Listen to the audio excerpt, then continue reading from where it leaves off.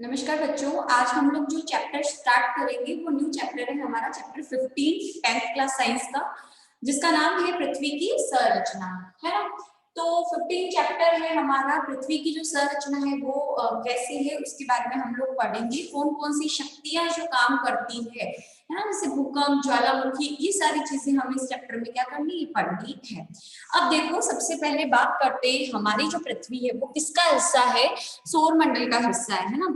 अगर आपको मैं दिखाती हूँ इमेज के अंदर तो देखो, ये हमारा सौरमंडल है जिसमें सामने दिया हुआ है बुध जो सबसे पास है। ये जो लाइट कलर में आपको दिख रहा है वो क्या चीज है बेटा, वो है सूर्य। ठीक है, इसके सबसे पास में कौन सा ग्रह है, बुध। फिर उसके बाद शुक्र, फिर मंगल, फिर हमारी जो है पृथ्वी है ना, यानी पृथ्वी जो है बुध शुक्र पृथ्वी और फिर मंगल है। सॉरी, यहाँ पे बुध शुक्र फिर पृथ्वी फिर मंगल फिर बृहस्पति फिर कौन सा है, वरुण, शनि, अरुण और ये प्लूटो। प्लूटो जो है लास्ट जो है वो हटा दिया है। वरुण, अरुण और यम जो होता है, यम को हटा दिया गया है। तो ये सारे ग्रह जो है वो हमारे पृथ्वी पर जो हमारे सौर मंडल के जो है वो हिस्से हैं पृथ्वी के साथ। अब देखो, इस पृथ्वी और इस सूर्य के बीच की जो दूरी है ना, आपकी दूरी जो है एग्जाम में पूछी जा सकती है कि पृथ्वी और सूर्य के बीच की दूरी कितनी है, तो लगभग कितना करोड़ किलोमीटर है, 15 करोड़ किलोमीटर जो है वो जो सूर्य और पृथ्वी के बीच में क्या है, दूरी है। आगे का समझ में।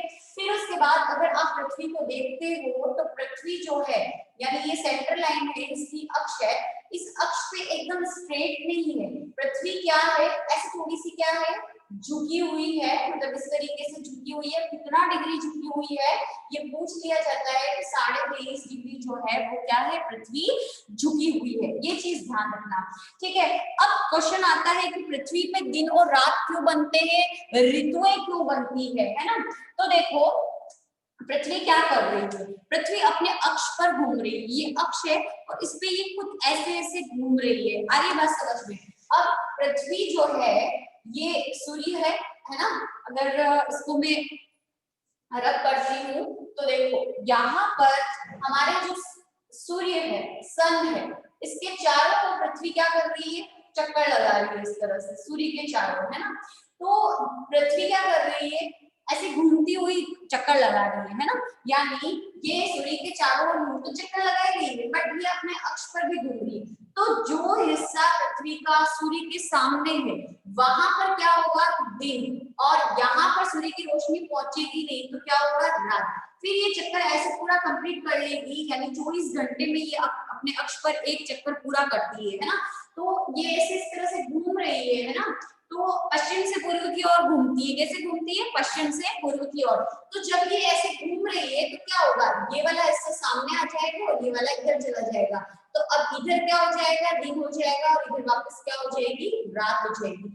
तो पृथ्वी के अपने अक्ष पर घूमने के कारण क्या होता है, दिन और रात बनते हैं। ये हो गया पॉइंट। ठीक है, फिर आता है कि ऋतुएं क्यों बनती है। तो एक तो पृथ्वी अपने अक्ष पर क्या है, झुकी हुई है। दूसरा, ये सूर्य के चारों ओर क्या कर रही है, चक्कर लगा रही है ना। 365 दिन में चक्कर पूरा कर रही है ये अपना। तो इस वजह से क्या बनती है, ऋतुएं, यानी सूर्य के चारों ओर चक्कर लगाने की वजह से ऋतुएं बनती है ना। और अपने अक्ष पर पृथ्वी घूमती है, उसकी वजह से क्या बनते हैं, दिन और रात बनते हैं। ये चीज आप ध्यान रखना।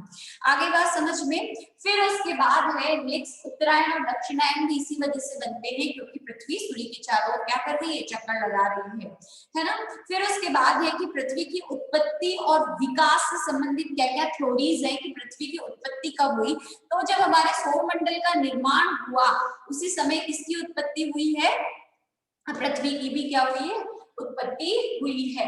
ठीक है, अब इससे संबंधित कुछ थ्योरीज दी गई है कि पृथ्वी का निर्माण कैसे हुआ। तो सबसे पहली जो थ्योरी आती है वो आती है हमारी ज्वारीय परिकल्पना। कौन सी है, ज्वारीय परिकल्पना। ये सीधा सीधा क्वेश्चन आपको पूछा जा सकता है। तो ज्वारीय परिकल्पना क्या कहती है बेटा, इसको ध्यान से समझना। वैसे मैंने नोट्स में आपके पॉइंट लिख दिया है और बुक में भी है। तो देखो, ज्वारीय परिकल्पना में जो सूर्य था, सबसे पहले सूर्य क्या है, आग का गोला है, अंदर लावा है इसके। तो ये ज्वारीय परिकल्पना, ये थ्योरी ये कहती है कि सूर्य के पास से कुछ जो है वो किसी समय पर गुजरा। क्या हुआ, एक तारा इसके पास से गुजरा। अब इस तारे ने इसके ऊपर आकर्षण बल लगाया, मतलब खिंचाव लगाया, तो सूर्य के अंदर जितना भी द्रव्य था वो निकलकर ऐसे बाहर आ गया। कैसे आ गया, निकलकर बाहर आ गया। और ये जो द्रव्य है वो बीच से तो मोटा रह गया और साइड से कैसा हो गया, पतला हो गया। ठीक है, तो इस तारे की वजह से आकर्षण जो है वो फील किया गया और ये किनारों से पतला, बीच से क्या हो गया, सूर्य से ये द्रव्य जो है ये आ गया इस आकर्षण बल के कारण। ठीक है, अब ये जो तारा है वो तो आगे बढ़ गया, यानी ये आगे चला गया इधर, फिर ये आकर्षण था वो खत्म हो गया। तो उस वजह से क्या हुआ, ये जो द्रव्य जितना भी सूर्य के से निकला था वो सूर्य से अलग हो गया। ठीक है, तो इस द्रव्य के टुकड़े टुकड़े होकर क्या हुए, ग्रह बने। अगर आप ग्रह को देखते हो, ग्रहों को सूर्य की दूरी देखते हो तो बुध, शुक्र, पृथ्वी, मंगल, है ना, बृहस्पति, इस तरीके से आप जब देखते हो तो जैसे जैसे आप जाते हो तो बीच में साइज क्या होती जाती है, बढ़ती जाती है। बीच में बृहस्पति सबसे बड़ा है ना, तो बीच में साइज बढ़ती है और फिर साइड से होते हैं, मतलब यहाँ पर जो ग्रह होंगे वो छोटे होंगे और जैसे जैसे बीच में जाओगे ग्रह बड़ा होता जाएगा और साइड में छोटे होंगे। क्यों, क्योंकि ये जो द्रव्य था वो किनारे से कैसा था, पतला, और बीच से कैसा था, मोटा था। आगे बात समझ में। तो इस तरीके से ये जो पृथ्वी की जो उत्पत्ति है या पृथ्वी के साथ जो अन्य ग्रह हैं, देखो आपको मैं स्क्रीन शेयर करती हूँ, तो अगर आप डायग्राम देखते हो तो डायग्राम के अंदर देखो, ये देखो ये सब छोटे छोटे हैं, लेकिन जैसे बीच में आ रहे हैं तो ये सबसे बड़ा हो गया, जुपिटर बृहस्पति सबसे बड़ा हो गया, फिर ये सैटर्न जो है वो फिर वापस छोटा थोड़ा छोटा हो गया, फिर इधर और ही छोटे हो गए ना। तो ये ग्रह इस तरह से क्या होते जाते हैं, बीच से तो मोटे हैं साइज में, अगर आकार क्रम वाइज जमाते हैं तो, और लेकिन किनारों पर कैसे हैं, छोटे हैं। आगे बात समझ। तो इस प्रकार से ये जो हमारे पृथ्वी की जो ज्वारीय परिकल्पना है ये बताती है। आगे बात समझ में। इसके बाद अन्य मत अगर आप बुक में देखते हो तो बुक के मत ये कहते हैं कि जो पृथ्वी जब निर्मित हुई इस तरह से, तो ये पृथ्वी जो है पूरा अंदर क्या भरा हुआ था, लावा भरा हुआ था, और ये जो अपने अक्ष पर ऐसे ऐसे घूम रही है, मतलब पृथ्वी इस तरीके से घूम रही है, इसकी स्पीड काफी क्या थी, हाई थी। उसकी वजह से ये लावा जैसे ही ठंडा होता, लेकिन ये स्पीड ज्यादा होने की वजह से ये फिर लावा किसमें मिक्स हो जाता, यानी ऊपर की ओर का लावा जो है वो क्या होता, ऐसे घूमने की वजह से पहले तो क्या होता, ठंडा होता बाय द टाइम, लेकिन तेज घूम रही है इसकी वजह से ये लावा फिर से क्या हो जाता, मिक्स हो जाता इस नीचे वाले गर्म लावे के अंदर। इसीलिए कई करोड़ों साल जो है वो पृथ्वी की उत्पत्ति में लग गए। लगभग कितने साल लग गए, 405 अरब साल जो है वो लग गए। आगे बात समझ में। अब इसके घूमने की वजह से क्या हुआ, जो हैवी हल्के पदार्थ थे वो तो ऊपर रह गए और जो भारी थे वो नीचे आ गए, है ना, घूमने की वजह से। जितने भी पदार्थ मतलब इसी तरह से घूम रहा है तो हल्के पदार्थ क्या हो जाएंगे, ऊपर आ जाएंगे, उनमें जो भारी पदार्थ थे वो नीचे आ गए, है ना। और जो वायु थी उसने पृथ्वी के चारों ओर क्या बना दिया, वायु मंडल बना दिया। तो ये जो है थ्योरीज जो है वो वैज्ञानिक कहते हैं कि पृथ्वी की उत्पत्ति ऐसे हुई है। ठीक है, उसके अलावा जो इम्पोर्टेंट क्वेश्चंस बनते हैं आपके कि भूमि के या पृथ्वी के जो अन्य अन्य जो नाम है वो कौन कौन से जो कम प्रचलित हैं। ठीक है, जैसे कि भूमि, गे और टेरा, कौन कौन से हैं, भूमि, गे तथा टेरा, ये भी पृथ्वी को कहा जाता है। तो ये जो नाम है वो कम प्रचलित है, भूमि तो हालांकि प्रचलित ही है, लेकिन गे और टेरा भी पृथ्वी को कहा जाता है, ये हमें नहीं पता। तो ये 1 नंबर का क्वेश्चन आपका पूछा जा सकता है। ये आपके पीछे जो मल्टीपल चॉइस क्वेश्चन है उसके अंदर भी दिया हुआ है ना। उसके बाद है एक नेक्स्ट क्वेश्चन 1 नंबर का बनता है कि पृथ्वी सौर मंडल में, यानी अगर आपको पूछ लिया जाए क्वेश्चन इस तरह से पूछेगा कि सौर मंडल का ऐसा ग्रह बताइए जिसमें व्यास जो है वो सर्वाधिक है, द्रव्यमान अधिक है और घनत्व अधिक है ना। तो सबसे बड़ा जो ठोस ग्रह है वो पृथ्वी है। ये 1 नंबर का क्वेश्चन है, ये आपको ध्यान रखना। फिर बात आती है पृथ्वी की आंतरिक संरचना की, है ना। आंतरिक संरचना को समझने से पहले हम लोग समझेंगे जो प्राकृतिक उपग्रह होते हैं वो कौन कौन से होते हैं। तो यानी पृथ्वी का प्राकृतिक उपग्रह कौन सा है और प्राकृतिक उपग्रह की डेफिनेशन क्या है। तो सबसे पहले हम लेते हैं प्राकृतिक उपग्रह। ठीक है, जैसे ये पृथ्वी है हमारी, अब पृथ्वी किसके चक्कर लगा रही है बेटा? सूर्य के, राइट। लेकिन कुछ ऐसे प्राकृतिक पिंड होते हैं जो किसके चक्कर लगा रहे हैं? पृथ्वी के चक्कर लगा रहे हैं। आ रही बात समझ में? पृथ्वी लगा रही है सूर्य के, लेकिन इस पृथ्वी के जो पिंड, प्राकृतिक पिंड पृथ्वी के चारों ओर चक्कर लगाता है, वो पिंड हमारा क्या कहलाता है? प्राकृतिक उपग्रह। यानी वो पिंड जो क्या करते हैं? ग्रहों के चक्कर लगाते हैं, वो क्या कहलाते हैं? प्राकृतिक उपग्रह कहलाते हैं। तो पृथ्वी का प्राकृतिक उपग्रह कौन सा है? चंद्रमा है। ठीक है, अब क्वेश्चन आता है कि चंद्रमा की उत्पत्ति कब हुई? तो 4.40 अरब वर्ष पूर्व जो है वो किसकी उत्पत्ति हुई है? चंद्रमा की उत्पत्ति हुई है। आगे बात समझ में? फिर आता है कि कैसे हुई है। तो साइंटिस्ट ये मानते हैं कि हमारी जो पृथ्वी है ना, पृथ्वी जो है उससे मंगल ग्रह का आकार, मतलब मंगल ग्रह का जितना बड़ा आकार है उतना बड़ा ही कोई पिंड आकर क्या किया था? टकराया था। किससे? पृथ्वी से। इस आकार का मंगल ग्रह की साइज का वो टकराया, तो पृथ्वी का कुछ हिस्सा टूट गया और किसमें परिवर्तित हो गया? चंद्रमा के अंदर। तो इस प्रकार चंद्रमा की क्या हुई है? उत्पत्ति हुई है, जो पृथ्वी के चारों ओर क्या कर रहा है? चक्कर लगा रहा है। ठीक है, अब चंद्रमा की यूटिलिटी क्या है? ये क्वेश्चन सीधा सीधा आपको पूछा जा सकता है कि चंद्रमा की उपयोगिता क्या है? पृथ्वी के लिए चंद्रमा की उपयोगिता बताइए। अरे बात समझ में? तो इसकी उपयोगिता क्या है? सबसे पहले पृथ्वी अपने अक्ष पर कितनी डिग्री झुकी हुई है बेटा? 23.5 डिग्री। तो पृथ्वी को अपने अक्ष पर झुकने में मदद करता है। ठीक है, फिर ज्वार उत्पन्न होता है, यानी ज्वार भाटा आता है, जिससे हम क्या करते हैं? बिजली भी प्रोड्यूस करते हैं। अब ये क्या है ज्वार भाटा? देखो, रात के समय पृथ्वी पर क्या है? पानी है ना? तो पानी जो होता है, ये चंद्रमा है, रात के समय क्या होता है? चंद्रमा जो है पृथ्वी पर आकर्षण बल अधिक लगाता है। ठीक है, इसकी वजह से ये पानी क्या होता है? पानी की समुद्र के अंदर बड़ी बड़ी लहरें उठती है। ठीक है, उस लहरों को ही क्या कहा जाता है? ज्वार भाटा कहा जाता है।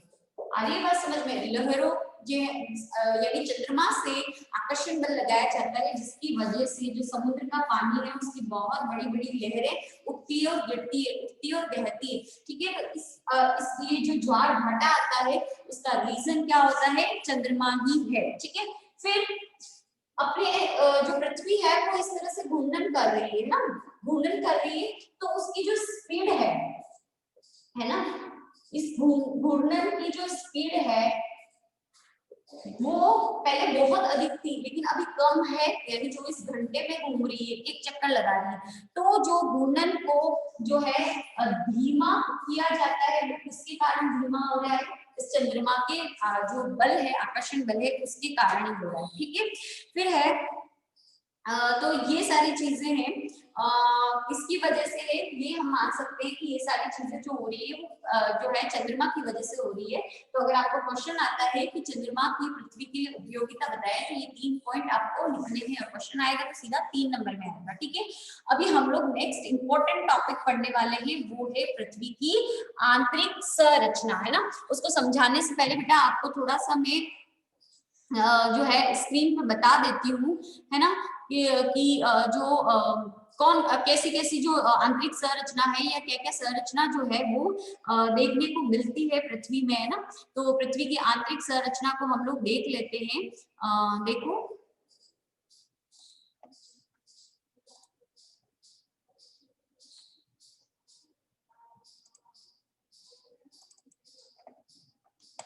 इसमें स्टॉप शेयरिंग,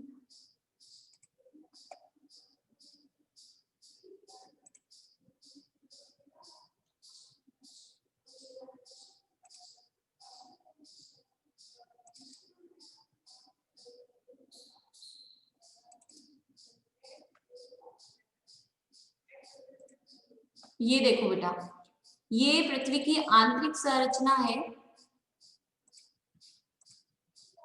ना।